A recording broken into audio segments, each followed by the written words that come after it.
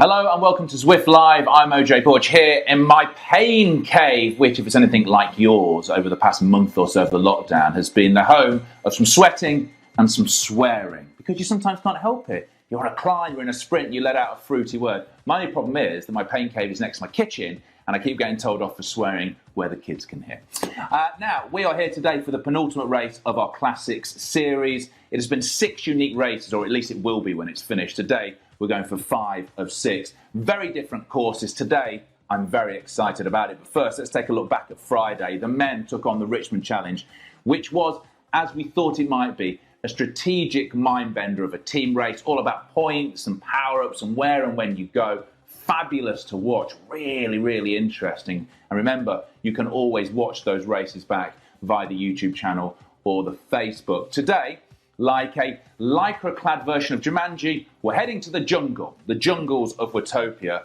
And this one is going to be a scratch race, classic scratch race, on 2 laps of the jungle circuit for the elite women. And when we say scratch race, first past the post, winner takes it all. That's what it's about. And it being on the dirt roads of Watopia, bike choice is going to prove crucial. We've seen it before. Do you take a mountain bike or do you take a gravel bike? Do you need the lightness? Do you need the sprinting? How will it work? That is what's going to show the real differences in tactics when it comes up for it. It is a great route. And even though I'm a roadie at heart, check out the bike, racing on those roads with the big old rope bridge and everything else, I think is just a fascinating thing to do. Although it did really mess with my OCD, riding a road bike on the turbo and being on a mountain bike on the game. Freaked me out. Anyway, as we say, similar to the Tour of Watopia format, the winner is whoever is first past the post. And if you want to take on these races, you can do. It's all about you taking them on as well. Soon as we're finished here, every hour there'll be a chance for you to race on this course, but just for 4 days until the next Classics Challenge is revealed. Now, whilst the women warm up, let's catch up with an impressive new addition to the women's Zwift scene. That is Olympian and South African national road race champion, Ashley Moolman-Pasio. She romped to a massive victory, decisive victory last week in her first ever Zwift race to become the first current World Tour rider to win a Zwift Classic. Danny Rowe, who she rides for, caught up with her to find out a little more about this Zwift star in the making. The race format today is a pretty straightforward one. It's on the Bologna TT circuit. Already, Ashley Moolman-Pasio is making an impression on this race. Look at that, 300 watts she's holding. We've got Ash here. Thanks so much for joining me, Ash. Congratulations from me, because you obviously got Rowan King their first win on Zwift last week. How was the race? I must say, I absolutely loved it. Of course, it was hard. There was some suffering involved, but it was really fun. Like, I think I'm still on a bit of a high from the Zwift race, to be honest. Ashley Moolman-Pasio's coming to the front. She's producing nearly 6 watts per kilo. We know that is a hell of a lot of power. It's been a bit of a blessing in disguise to have Zwift as a platform to keep motivated, not just to train, but for racing as well. I was a typical road pro, you know. Why should I train on indoor trainer if I have the beautiful roads of Girona surrounding me? And I must say, I'm totally converted now. It will be a big eye-opener for a lot of pros out there in terms of how they can really use it to their advantage. In terms of the race at the Madonna di San Luca, I've raced it in real life and then to race it now on Zwift. And I must say, it's incredible, the comparison. Like, they do it spot on. And so in Monday's race, when I attacked on that final sort of switchback corner where it's really steep, that's where I really attacked in real life. So yeah, it's really cool. But great riding by Elliot here as Moolman-Pasio, the multiple time trial champion and road champion of South Africa, moving to the front, and the group now starting to fracture. Having attacked in real life and in that really steep corner, I knew it was a good place to go. There's the South African flag, and this is Ashley Moolman-Pasio. She's moving clear. 420 metres to go for the South African. It looks as if it's going to be a victory for Ashley Moolman-Pasio. She takes the win here in the Trofeo Bologna. What a dominant performance. You know, e-racing is almost a new discipline, and I respect the fact that there are people racing on Zwift that have been doing it for quite a long time now. So I'm a novice, you know, and I even lining up on the virtual start line, I got onto the message, the chat platform, and I was like, "Hi everyone, I'm really nervous." It was really great to have the other girls sort of talking and giving some boost, like, "Oh, come on Ash, you'll be fine." But for this race, I felt like a total newbie, a new kid on the block, and so that's like that excitement translated even after the race, like a kid winning their first race. It's just opened up a whole new world to me, and now beyond the lockdown, I'm not going to stop. Well, thanks so much for joining me, Ash, and I'll probably see you out there on Zwift soon. Yeah, thanks, Danny. It was cool to chat. Fascinating chat there between Ashley and Danny Rowe, who, of course, Ashley rides for. And she rides for Rowe and King. Right, let's talk about today's race and the race format. It is all about a classic scratch race. Quite simply, whoever gets across the finish line first, they shall be crowned the winner. On what sort of course? Matt Stevens has today's course preview. For the first time, the Zwift Classics are heading to the Watopian jungle. Going through the loop around the Mayan ruins and the waterfall, riders will recognise the paths used for stage 4 of the Tour of Watopia. Selecting the right gear will be critical for this race with its tricky surface. Mountain bike or gravel bike, each team will have their own strategy. The jungle hides many surprises, but the racers probably won't have too much time to admire the magnificent Quetzal or even to high-five the friendly sloth. The climb from the cavern to the bridge will prove brutal for many riders, and it'll be hard work to keep the pack together on this challenging, undulating circuit. Thank you very much to Matt Stevens there. He'll be back in just a second to take over on commentary duties. But just a word from me. If you've not raced on the dirt roads yet, I really do recommend it. I was very much I was nonplussed about it when I first saw the dirt roads. I tried it out. Possibly, for me, my favourite circuit. So today's race is going to be an absolute winner. Look forward to it kicking off, which is about to. So let's hand over to Matt and his co-host Danny with a quick look at the teams and the riders to watch before we jump right into that Zwift action.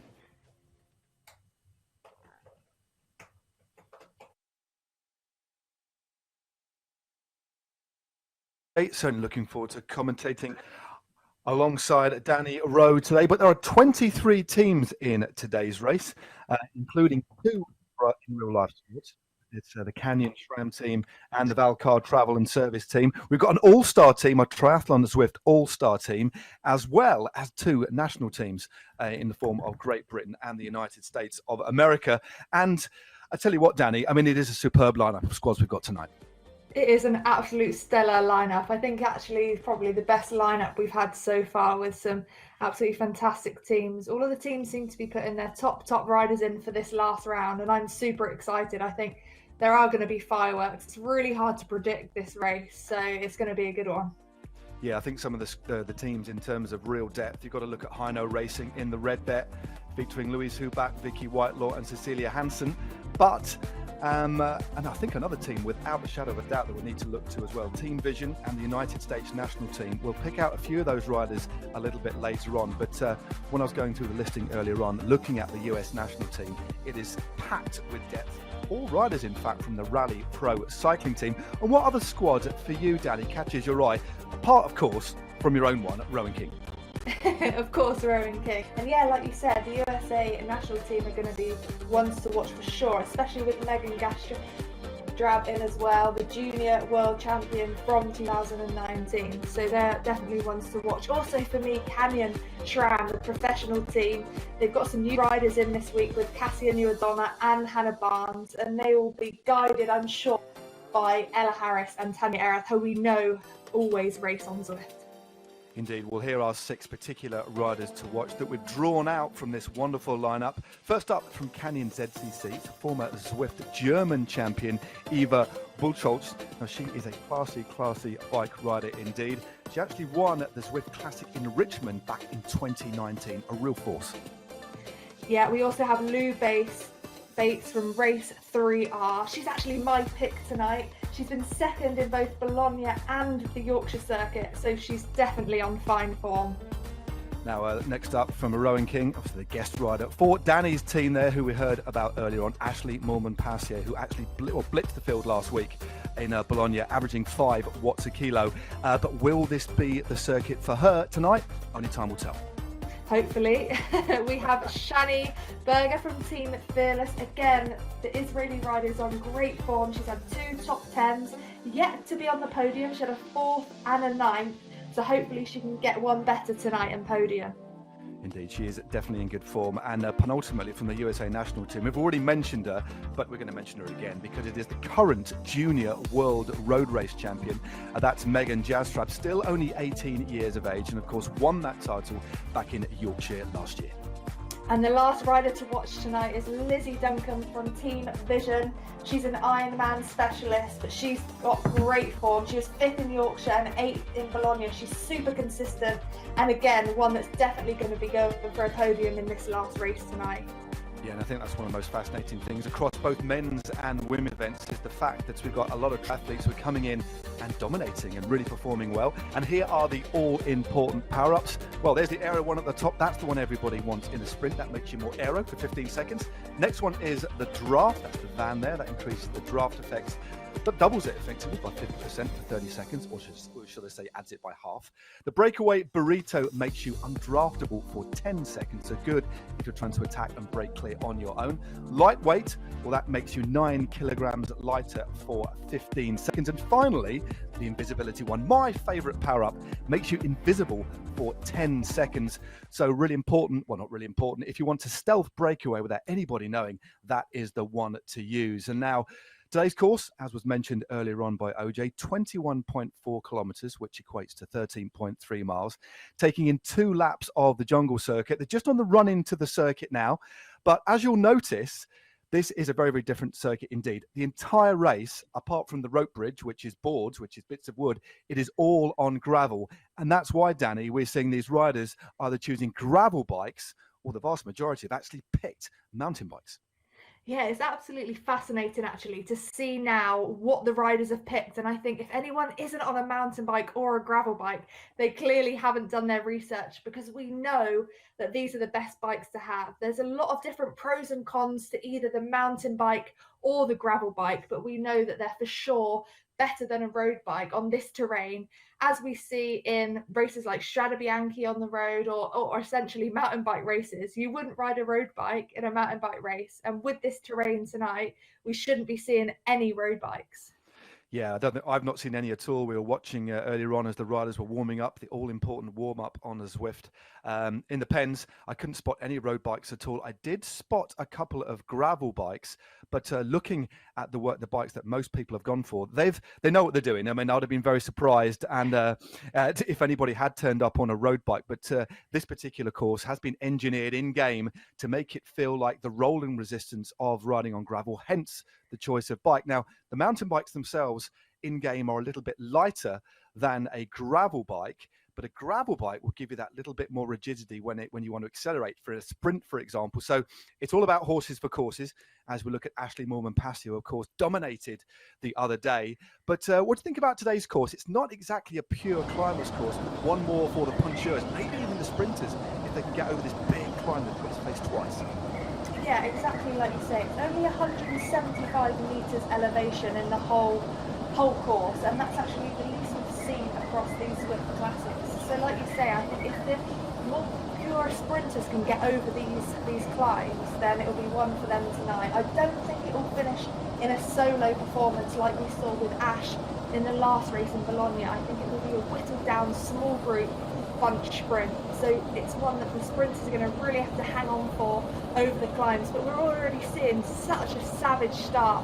We just saw Ashley's numbers there. Her heart rate was already up to 180 beats per minute, and we know that this is a key component of Zwift racing. You have to be warmed up properly. We're telling all our riders to have a really, really thorough warm-up, a lot more than you probably would in a normal, in real life road race where it doesn't start so fast. Yeah, you're perfectly right. I mean, a lot of the riders, when we came on and saw the riders in the pen, like 20 minutes, half an hour beforehand, and many of these riders may have actually been on Zwift earlier on today as well, to do a little ride, maybe get a bit of an hour in the legs, maybe do a couple of efforts ahead of this evening's event. But again, it is worth mentioning that, of course, the Zwift community is from all over the world. We're looking at Shayna Powers. We know she's riding over in the United States. And there's one particular Australian rider who I understand we're talking about it before, Danny, that it's actually 2:40 or 3 o'clock in the morning right now.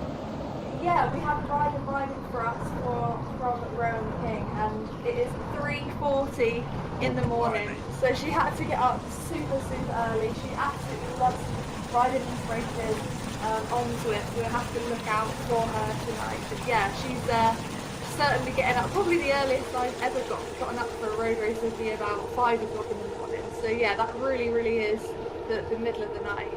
It certainly is. Well, this is Rachel Elliott just moving up into the front. Caldwell, Gill, Cotter also there as well. Just coming out of this beautiful cavern.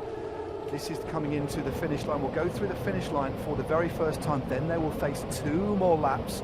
Each circuit is smidge under 8k, 7.9 kilometres. And there, for the very first time, is the finishing banner. There's the waterfall to the left-hand side. It really is quite dramatic. A bit later on, we'll be going through the Mayan ruins. This is one of my favourite circuits, but we've both ridden this, haven't we, Danny? And it is definitely grippier.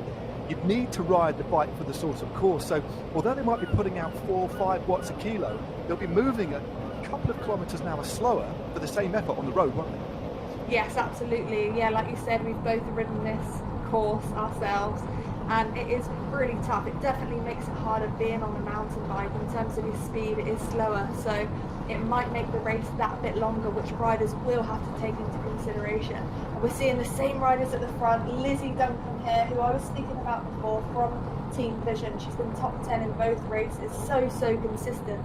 And Rachel Elliott. These riders know how to race on Zwift. Positioning is key, and I think even more so for a course like this, where the terrain is constantly changing, and not just the terrain, the altitude. So we have, ups and downs throughout the race. You can see Leah Thorvaldsen here. She's up at over 300 watts, and for Leah, who's actually a smaller rider, more of your climber, is such high powers just to be in that top 10 of this peloton. Indeed, and Iona Johnson is just up there as well, putting out 7 watts a kilogram. I don't think that's necessarily an attack, it's maybe just moving up. Several riders there. If you just look at Hamilton now, from the Bolt Racing team, just moving off the front. She's got a slender lead of a second. I think that's a bit of a tentative move, maybe trying to get a little breakaway, or maybe just trying to get herself in a nice position. And you could just see she's actually a rider on a gravel bike, so the gravel bike will give her a little bit of an advantage on the climb. It's just elsewhere it won't. So she was on a bike that's a little bit lighter, and maybe she's actually, the effort of going up the climb is just a little bit easier. I think she's one of the few riders, interestingly, Danny, that is actually gone for the gravel bike. You can just see the double handlebar setup here on the cockpit. I think that's a Canyon gravel bike, if I'm correct. But I think that's why she's moved off the front, because the effort is just a little bit easier. That's really interesting, yeah, but it does look like she's doing over 4 watts per kilo, so she is trying hard right now. But again, like you say, she's going to have to use being on her gravel bike to her advantage and really go for it on these types of terrain. But what I can see is really interesting here. I've got Zwift Power up in front of me. I can see there's so many splits in the peloton. And actually, a rider like Hannah Barnes has been dropped out of this group. She's over a minute behind now. Also, a couple of riders from the USA national team, Katie Ball is one of them that has also been dropped. And we know with these 2 riders that they don't race on Zwift very often. And like we said before, time and time again, you have to know how to race on Zwift. It's more than just brute power. It's about tactics. It's about knowing where to be and how you can use your power to your advantage. That certainly is, and it's also, you need to get used to riding Zwift. As we look at Val Peterson, one of those aforementioned riders that is unfortunately being detached, just dropping the power down a little bit, the rider from the United States of America. I also think it's worth adding into the mix now, Danny, that Hannah Barnes, well, she lives at 2,000 meters altitude as well, so she's actually up in Andorra. So I think regardless of her inexperience of riding on Zwift, physically it's such a big effort, because pretty much everybody else here, as far as I'm aware, are pretty much at or about sea level. So great to see the former British road champion riding on Zwift in a race, but 2,000 meters, that's a big ask, isn't it? It really is, and we did see that actually with the Ineos rider when they raced out to Zwift, Egan Bernal. So yeah, it's definitely a lot to ask being at altitude for these races, especially with the high intensity. At altitude, that's when it really takes it out of you with the lack of oxygen. So yeah, I'm not super surprised But yeah, good effort by Hannah Barnes, and hopefully we'll see her back again throughout these Zwift races. But it looks like Ash Moolman-Pasio is putting the hammer down now. She's got to use these hills to her advantage and try and split the peloton as much as possible. She does not want to take any of the sprinters to the line. Indeed, well, Lou Bates is there as well. Lou Bates has been so consistent over the last couple of races.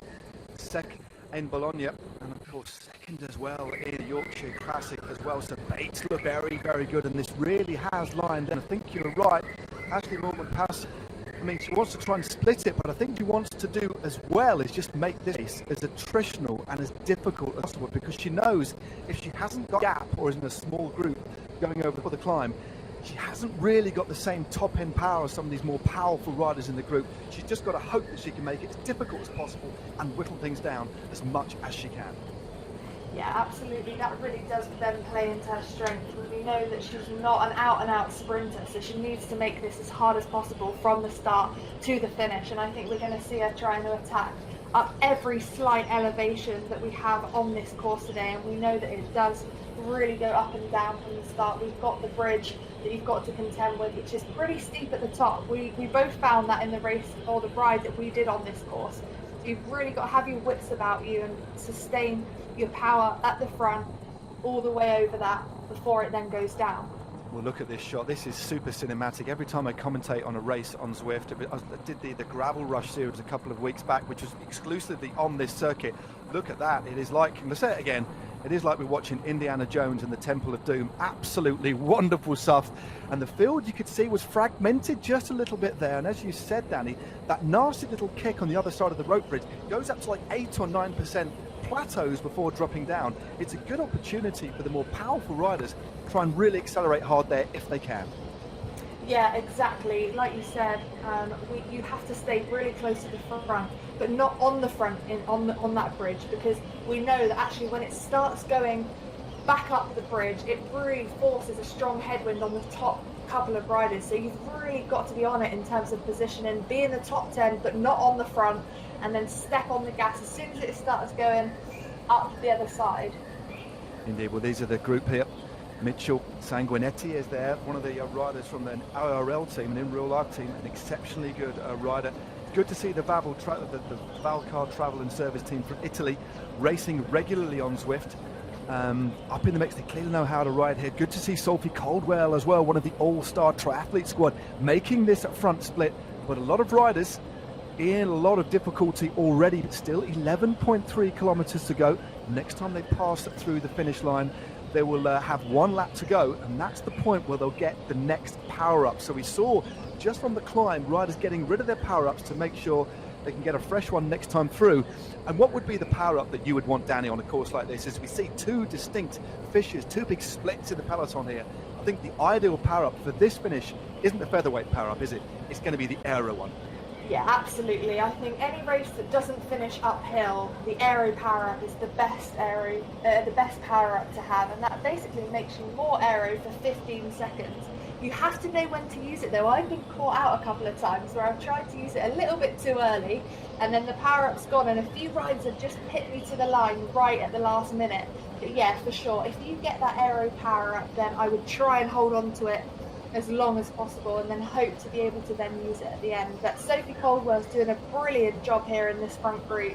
Like you say, we're seeing some fantastic triathletes doing really well in these Zwift races, and I think that's because actually when it comes to real life racing, they sometimes struggle with the technicalities of a bike race, but here it is more about pure power. And we heard about that from Louise Huback in the interview that I did last week, where she just said she loves the pure power element of the game. You don't have to worry about, your descents and your technicalities of racing as such. You can just really put your head down and pedal as hard as you can. You can. It is. There are other elements to it. Of course, there's the gamification side, but it is about laying down the power at the right time. And although these riders are, of course, racing in teams, at the moment everybody is at their own house. We're all on lockdown, of course. Everybody's in their own form of isolation. So it is a very, although there's a massive community on Zwift, we had 23 teams on the start line today. Essentially, you're in your own little pain cave, aren't you? You're focused, you're on your own. It's about holding that power and then using the power-ups when you can. And of course, when you can, getting those little micro rests as well. And if you know how to use Zwift to your advantage, know when to use the draft power-up, know when to sit in the pack, know when to drift backwards. There are opportunities, of course, depending on the course, to get these little micro rests to try and recover for the big efforts to come. Yeah, we saw that in Bologna actually. I think if you're going over about 60 kilometers an hour, you can actually freewheel and not lose your speed. So you have to be on it, because as soon as you drop them back under 60 kilometers an hour, you have to start putting the power down again. So like you said, if you know how and when to use these micro rests, that can really, really help you save that energy that you need for the last part of the race. Well, we're looking at a picture of Ashley Moolman-Pasio there.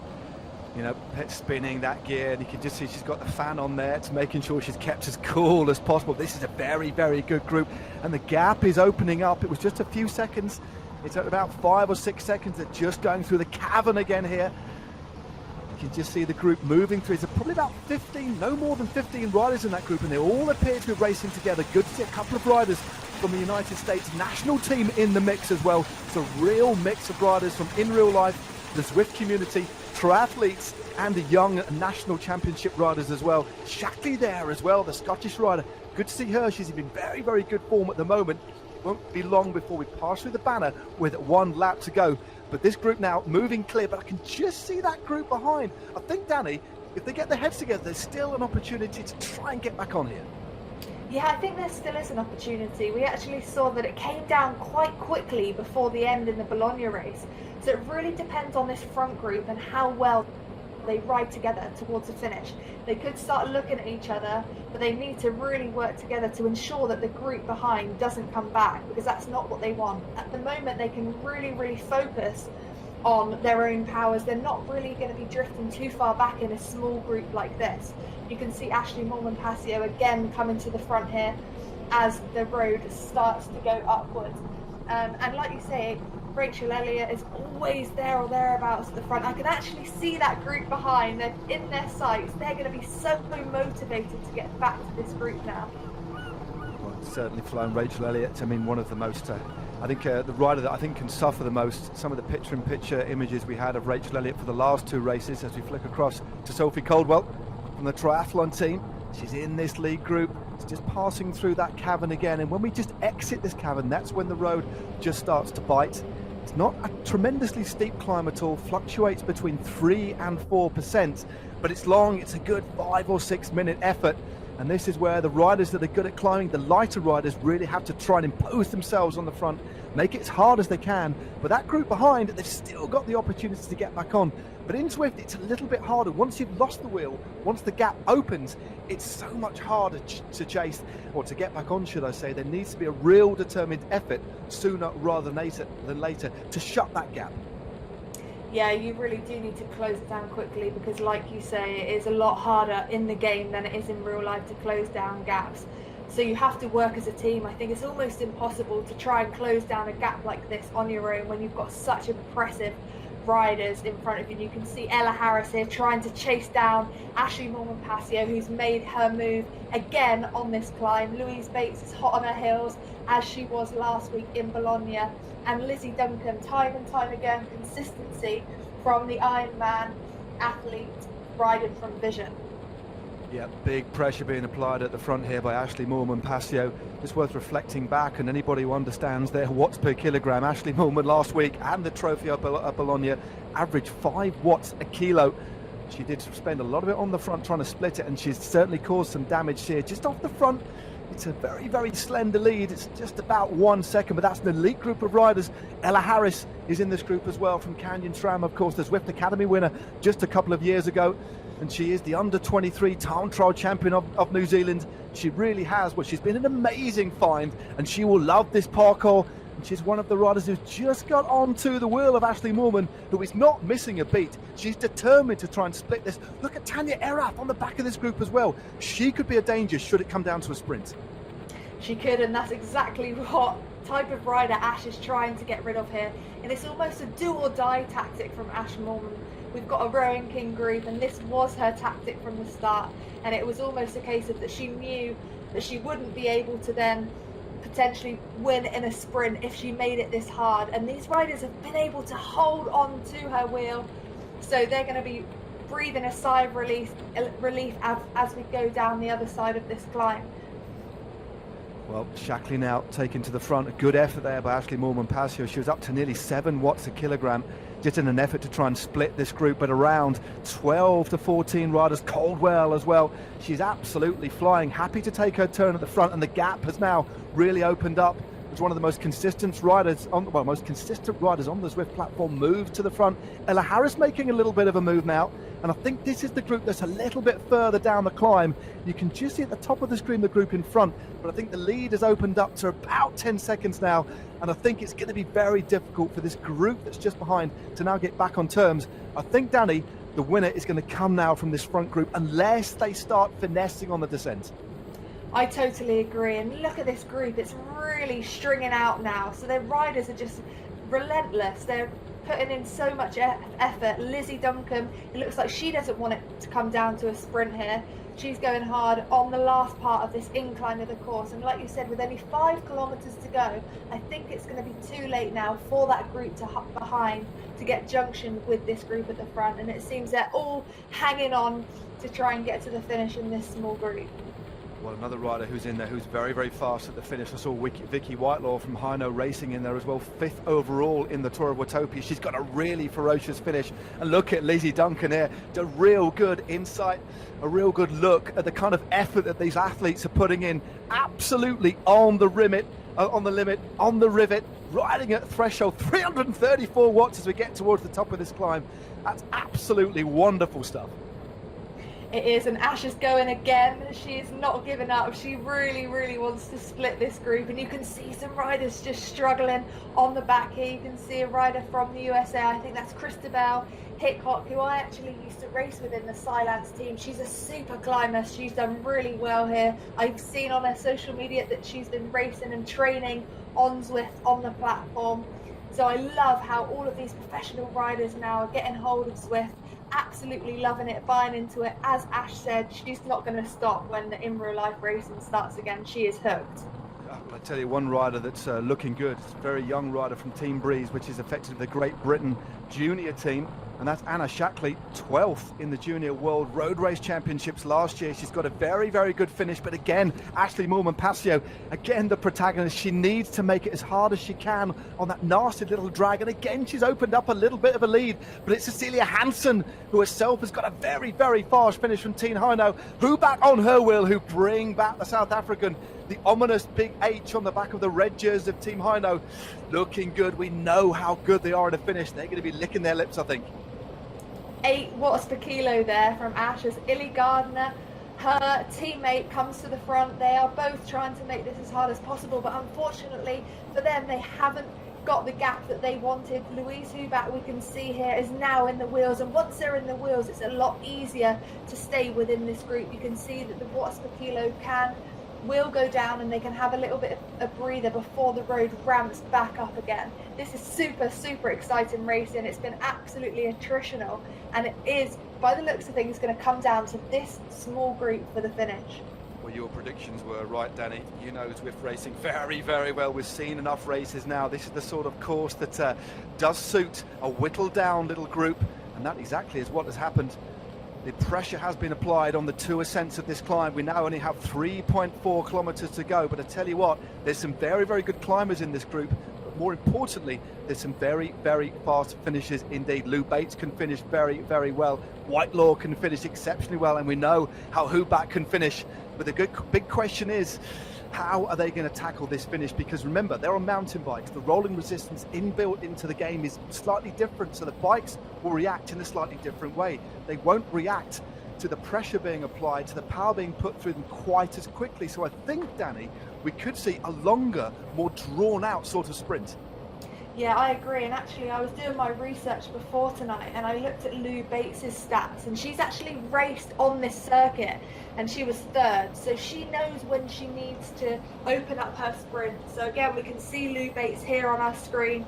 She looks like she's trying hard, but she knows what she's got to do at the finish. With only 2.6k to go, I would say that's a perfect spot to be in. Not on the front, but not too far back either. She can really respond to any kind of moves that might happen before the finish. And Anna Shackley, again, she's having a fantastic race tonight. And I'm just intrigued to what power-ups are going to be left, what we're going to see in the last few hundred metres of the race. Exactly, and we've got, I can see one or two riders, the vast majority of the riders in this lead group are on mountain bikes, but there are a few on gravel bikes. I think the advantage, if this comes down to a sprint, unless a rider breaks away, could be with a rider on a gravel bike, but time will tell. And the all-important power-ups will play their part. Will it be an aero power-up? That is the one that everybody will want in a finish like this. Will it be the draft? Invisibility. Will anybody have the invisibility and use stealth at the finish? But Mormon Passio, the winner last week in Bologna, moves to the front, perhaps in a desperate attempt to just try and ride the other riders off her wheel. But she has got a teammate with her, I think, Danny. She has. Illy Gardner is with her from Team Rowan King. I'm wondering if they're actually chatting now and communicating in terms of what they're going to do at the finish. Are they going to work as a team? Will one rider try and lead the other out? You can see them coming together here in the blue and green colours. And that's what's another really interesting aspect of this e-racing now. It really is a team competition. Even though tonight is an individual overall based competition, as is in real life racing, it's really interesting to see how they can work as a team to use it as their advantage. Well, this group heading into the finish now, it won't be long before we go under the Flamme Rouge. Ashley Moolman Passio there, 243 watts, hovering at just around 5.5 watts per kilo. They are now under 1 kilometre to go. Who is going to take out this race? This is race number 5. It is the Watopia Cup. It's on gravel, unless, of course, you count the rope bridge. But Moolman Passio now, it looks like she's in lead-out mode. Just under 800 metres to go. Moolman Passio still on the front. Lizzie Duncan now moves on the front division. They're just going through the cabin now. Sanguinetti from Valcar. She's one of the few riders on a gravel bike. Moves to front of me. Got a burrito being dropped. This is our first power-up that we've seen coming into the finish of this race. Illy Gardner from Rowan King has launched her attack early. Is she trying to help Ash with a springboard type lead out? We're going to see the riders using their power-ups now. What have they got left? Lizzie Duncan is coming to overtake Illy Gardner now in the last 300 metres of the race. Well, 300 metres to go, and it is Lizzie Duncan, the triathlete, who drops the undraftable burrito, which made it undraftable for 10 seconds. Look at the face of Duncan, but she's been swamped. It is Sanguinetti. Ella Harris as well is there for Canyon Tram. The finish is just around the corner. 100 metres to go. Harris is on the front. It looks like the New Zealand's going to get it. A blanket finish. It looks as if it's Harris. It is Belfort, in fact, that takes the win ahead of Sanguinetti. Caldwell in third. Well, we'll get confirmation of that. It was an absolute, well, a rip-roaring sprint finish there. Power-ups being dropped left, right and centre. We're going to have to try and pick the bones out of that one, Danny. But what a spectacular race. Difficult to call. We're going to have to wait for confirmation. Wow, that was absolutely incredible. It changed so much in the last few hundred metres, and we can see, wow, it was actually Cecilia Hansen from the Hino team that got the overall in that race. It was indeed the Swedish rider Cecilia Hansen from Team Hino, one of the most dominant teams on Zwift. Vicky Whitelaw, her teammate. We thought it may be those two riders, but what a superbly timed sprint there from the exceptionally light Ashley Moolman Passio. And look at her average. What is there? 5.5 watts a kilo. Lou Bates, again, so consistent in fourth place. Belfort, another Swede, up in the top 5. Caldwell there in sixth. Then we have Sanguinetti from Valcar. Great to see her in the mix. Ella Harris will have to settle for 8th after being 3rd last week. And then Louise Huback in 9th. And Gardner from your team, Danny, in 10th place. Another fantastic race and a worthy winner. One of the most consistent riders on Zwift, Cecilia Hansen. That was absolutely brilliant. And yeah, Cecilia Hansen from the Hino team, they had 1 and 2. They have to be super happy tonight with Vicky Whitelaw taking 2nd place. And again, like you say, an absolutely incredible finish there from Ashley Moolman Passio, who has the highest average watts per kilo out of that top 10 roundup, which we knew was going to happen after she really tried to put the hammer down time and time again to split that group. So I think she'll be chuffed with that result tonight. I think she certainly will, especially coming into the finish with riders with potentially superior power. But I think because of the nature of that sprint, it was a long, drawn-out affair. They're effectively going flat stick for about the last 400-500 meters even, but a great timed run to the line from Moolman Pasio. So 2 podiums in succession for her first 2 big races on Zwift. She's got to be happy with that. But no, another fantastic race all round and a really intriguing proposition, I think, Danny. You know, what bikes do the riders use? We've, of course, got the gamification side with the different power-ups, but I think the addition of the gravel surface, which, of course, is so popular in real life, to bring that into the game just makes it so multi-layered. It's another tactical consideration for all of these riders and teams to think about. Yeah, it is, and I personally absolutely love it. As OJ Borg mentioned at the start of the show, he's a converted gravel bike lover, a mountain bike lover, all different terrains. It just makes it even more exciting to know and think about why the riders are choosing which bike. So if you get a chance, jump on yourself and try it, because I'm definitely going to be getting on this course in the next few days. Yeah, I think I will. And on that note, actually, Danny, a very, very good segue from yourself there. Remember, you can also race on this course. Immediately after this race, you can jump on. Just head up to Zwift.com/classics, or you can use the Zwift companion app to select an event that suits your category, and you can race. But you can only race for the next 4 days up until the next classic. This was the penultimate classic today. The final classic is going to be where the men race on Saturday the 25th of April at 7 p.m. British summertime, and they're going to take on Crit City. It's the fastest circuit on Zwift. It's also the shortest circuit on Zwift. So make sure you tune in then in a few days' time. And of course, using the hashtag Zwift Classics, join us in the conversation as well. Get stuck into the comments on YouTube and have a chat to us on social media, and just make sure you get out and ride as well. So Danny, one last word before we wrap up. Wow, that was absolutely incredible. I personally can't wait to get on Zwift on my gravel bike, and I really look forward to commentating again on some more Zwift races. Indeed, Danny. Well, it has as ever been an absolute pleasure. The racing just gets better and better. But from the Mayan jungle on Watopia, from me and from Danny Rowe, stay safe. It's goodbye. Stay safe. Ride on.